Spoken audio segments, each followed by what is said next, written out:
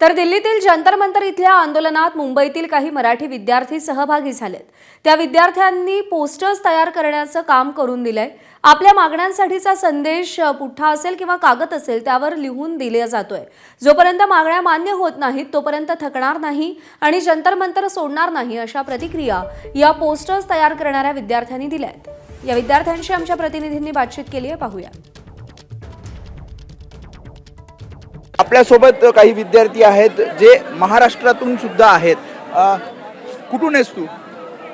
Sir मी मुंबईवरून आलेलो आहे। मुंबई मुलांना तू हे पोस्टर्स करून देतोय, काय फ्लेक्स करून देतोय? हां, पोस्टर वगैरे जे काम भेटलं त्यांना मी मदत करून देतोय।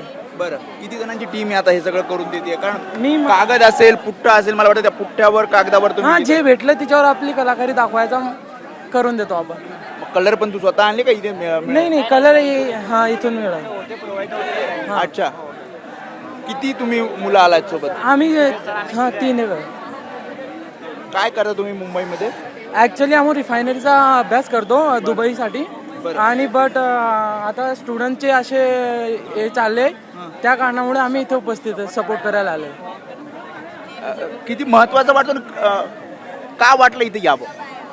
सर स्टुडंट आहे ना, एकदम स्ट्रगल करतात, ते त्यांची फिलिंग्स आम्हाला पण माहिती आहे, कारण की आम्ही पण स्टुडंट राहून चुकलेलो आहे आणि काही कारणामुळे आम्ही सोडलेलं आहे आमचे कॉलेज वगैरे। बट आता यांना जसं नीटमुळे प्रॉब्लेम झाले, त्यांनी काहींनी सुसाईड केलेले, ते पाहायला गेलं नाही।